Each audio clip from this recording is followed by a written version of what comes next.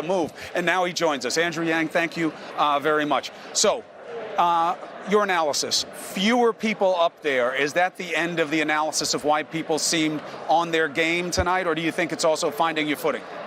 It was a different dynamic, I have to say. 7's a lot more compact than 10, and so you felt like the ball was going to come to you pretty quickly each time. I certainly enjoyed this dynamic much more. Forget about better, worse, smarter, or less. Why do you think you speak about economics and movements of industry and evolution of industry in a different way than other people up there? Well, I spent 7 years running a national nonprofit that helped create thousands of jobs in primarily the Midwest and the South. So doing that work led me to see firsthand the impact of automation in many of these communities. It's a little bit like if you want to try and convince someone of climate change, you might bring them to a glacier in Alaska.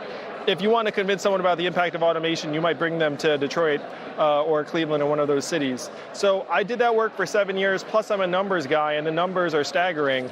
I also understand technology much better than the other candidates, frankly, and technology is now transforming our economy in more and more powerful and fundamental ways. How do you deal with the fact that the reality of the tech sector, of the private sector, is often ahead of government?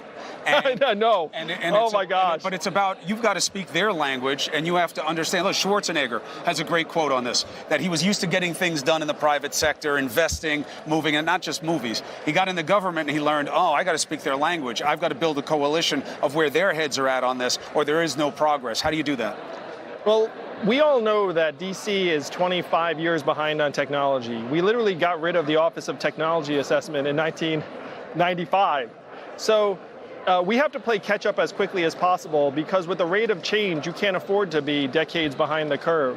You might have been able to get away with that at earlier points in our history, but it's gone from being dangerous to disastrous very, very quickly. I believe I can help us play catch up. And when I've sat with the technologists in Silicon Valley, some of them said something to me that you would not expect. They said, we actually need government regulation and government input on this because we're making these decisions that we should not be making. And one of them actually said that all of their incentives on artificial intelligence are to go as fast as possible, and eventually they're going to do something deeply, deeply problematic if that's their incentive. Now, I want to open it up to the floor of better minds here, but two things I thought really stood out tonight. One is that you said something that's so true for parents. You have a kid who's on the autism spectrum, has special needs. You said, but that's the new normal, is that everybody seems to need something. Boy, did that resonate with the room, even with me as a kid with kids in lower school, middle school, and high school. But then you were ready. Of course, you were the only minority group represented there, although you could really add women in that. You were ready for the question. You immediately turned it away from yourself in a way that was very non-normal for a politician, and you had statistics ready to telescope the issue into an argument about African American, Latino, and emerging. So you knew it was coming. Why go that way? Oh, let me play it in case people missed it at home. Sure. Here's what I'm talking about. It's both an honor and disappointment to be the lone candidate of color on the stage tonight. I grew up the son of immigrants, and I had many racial epithets used against me as a kid. But Black and Latinos have something much more powerful working against them than words. They have numbers. The average net worth of a Black household is only 10% that of a white household. For Latinos, it's 12%. These are the numbers that define race in our country. And the question is, why am I the lone candidate of color on this stage? Fewer than 5% of Americans donate to political campaigns. You know what you need to donate to political campaigns? Disposable income. The way we fix this is we take Martin Luther King's message of a guaranteed minimum income, a freedom dividend of $1,000 a month for all Americans. I guarantee if we had a freedom dividend of $1,000 a month, I would not be the only candidate of color on this stage tonight. The Yang Gang in full effect in the cheap seats of the students. When you said that, you were mathing it up, making America think harder. Why did you, instead of doing what a lot of politicians would do, which was kind of milk it, about what it means about me, and this is about me, and I'm an Asian American, and this is what about it, you telescoped it. Why? Well, I would never put my experience growing up Asian American and somehow frame that as representative of the experience of over 120 million Americans of color, particularly because the Asian American experience is distinct from the Black experience and the Latino experience. And it was 100% natural for me to try and give that perspective. No one wants to hear a sob story about some Asian kid, getting like picked on for like being scrawny. I mean, frankly, like no one cares, and they shouldn't care. Maybe they should care a tiny bit, because I've got 2 Asian kids who are also, a little bit scrawny. Let's see what's the rest of the floor have here? I actually just have a question. At the very beginning of the debate, the questions were about impeachment. And I spent time with you in Iowa last month. You mentioned this to me there, and you said it again now, and it's even more relevant, and that is the Democrats are spending way too much time on impeachment. Now that the president has been impeached and it's heading to the Senate for a trial, do you still feel that way? I've been campaigning nonstop since we spent time together in Iowa. I can't even remember anyone asking me a question about impeachment. Right. Americans are not focused on this in the same way that the networks are. And to me, there's just a crucial number of 0. That's the number of Republicans that have signaled that they're going to cross party lines, and you need 20 in the Senate.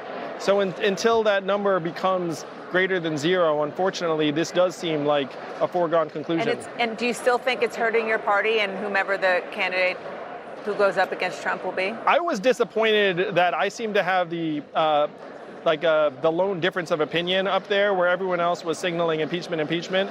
And when I talk to Americans, a lot of them are saying, look, I don't care as much about impeachment as the fact that I'm choosing between my drugs and my heating oil, or that my kid is depressed. Like, those are the issues that voters tell me that they're focused on, rightfully so. But you said you have to stop being obsessed, was the word you used, obsessed over impeachment. Is that the media you're saying is obsessed over impeachment? I mean, this is the President of the United States who was impeached yesterday by the House. It's okay, they can take it. No. Yeah, you can. Well, you can't blame a TV network for saying impeachment is No. Is like the news of the day, like all the time. Sure. Like, and it is historic.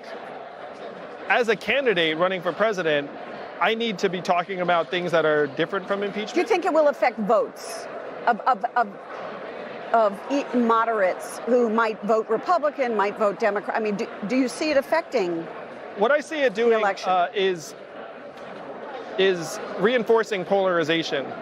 And it's also a missed opportunity for candidates to present a unifying vision to the country that can peel off people who are independents or disaffected Trump voters. So, Andrew, you're making a marketing argument, and you're making, and it's a sensible one. But what do you do?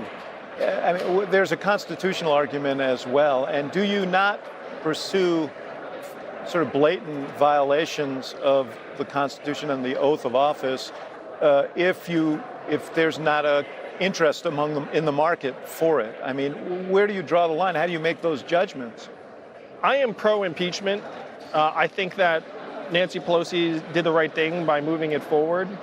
I would say that I would be much more excited about impeachment if they'd managed to wrangle a Republican or two before they decided to leave the station, because it is a very poor message to the country where you have virtually all the Democrats on one side and virtually all the Republicans on the other. But I agree that Democrats did the right thing by moving forward. Look, a lot of people are talking about impeachment. Nobody's talking about artificial intelligence and the actual national security threat that China's move in that direction poses. Nobody's talking about putting real cash in people's pockets. People talk about jobs. People got a bunch of jobs. They ain't got no money. You are somebody who's brought completely fresh thinking because you're so future focused, but you also have this grip on America's history as well. And you're starting to move. Why do you think you've been able to survive? You have now outlasted governors, senators, billionaires, people in the House of Representatives, people who are household names are not on that stage. You're on the stage. Why? I think because we're having a conversation that Americans recognize as the truth of what's happened in their communities. That we blasted away 40,000 manufacturing jobs in Iowa alone, and then Iowa went to Trump by 8 points. And this is playing out now on main streets around the country where Amazon is closing 30% of our stores and malls, and being a retail clerk is the most common job in these communities. I've had the same message the entire time, and it's broken through to the American people that these are the real problems and we have real solutions. You got support from somebody who I didn't think you'd ever get the support of. I didn't think any politician would. Donald Glover, Childish Gambino, a hip hop legend. He comes out, he doesn't come out for Cory Booker, doesn't come out for Kamala Harris, doesn't come out for Obama's guy Biden, comes out for you, and more are coming. There's something that's beginning to shift around you. How did you get Childish Gambino on the Yang Gang? You stole my question. Go ahead. We know you got. No, this was a thrill for me because I'm a huge Donald Glover fan. I was like, no way. That's crazy. So someone on his team reached out to an agent that we knew in common, and then they said, hey, next time you're in LA, Donald wants to sit down with you. And we talked about our concerns and vision for the future. And we found that we were very, very aligned. And then from there, we talked about different ways to collaborate. And I am thrilled to be working with someone who sees the future as clearly as Donald does. Yeah, you're starting to steal from different parts of the Democratic Party coalition, moderates, young blacks, and others. I just think that I'm proud to see that you're starting to prove with a smaller stage, you can get your argument across. Let's see where it goes. Andrew Yang, the best to you Thank and your you family all. for the holy days. You too. Huge fan of these people. They're real pros. And just as a point of fact, not a little guy. 6'2", about 200 pounds. Not a little guy. All right, we're going to take a break right now. After we take